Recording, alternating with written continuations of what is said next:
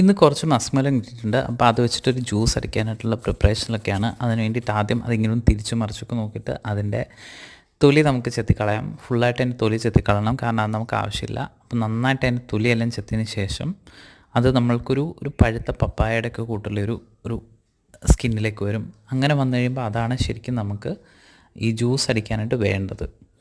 എന്നിട്ട് അതങ്ങനെ ഫുള്ള് നമ്മൾ ഇതുപോലെ ഇങ്ങനെ ചെത്തിയെല്ലാം മിനുക്കിയെടുത്ത് കഴിയുമ്പോഴത്തേക്ക് അതിനകത്ത് ഉള്ളിൽ നമ്മൾ രണ്ടായിട്ട് ആ ഒരു പഴുത്തിരിക്കുന്ന ഭാഗത്തിനെ രണ്ടായിട്ട് മുറിച്ചെടുത്തിട്ട് നമ്മൾ അതിനകത്തുനിന്ന് ഇതേ കണ്ടോ ആ അരിയൊക്കെ എടുത്ത് മാറ്റിയെടുത്തിട്ട് അതിൻ്റെ അകത്ത് കുറേ അരിയുണ്ട്, അതെല്ലാം നമ്മളെടുത്ത് മാറ്റി വെച്ചതിന് ശേഷം മാത്രം നമ്മളത് നന്നായിട്ട് ജ്യൂസ് അടിക്കുക. ഇച്ചിരി വെള്ളവും കുറച്ച് പഞ്ചസാരയും ഇട്ടിട്ട് ജ്യൂസ് അടിച്ചാൽ മതി. ഇതൊരു 1 കിലോ ഇല്ല, 1 കിലോയ്ക്ക് മുമ്പുള്ള ഒരു മസ്ക് മെലനാണ് ഇത്. 5 പേർക്ക് 10 പേർക്ക് സുഖമായിട്ട് ജ്യൂസിനുള്ളതുണ്ട്.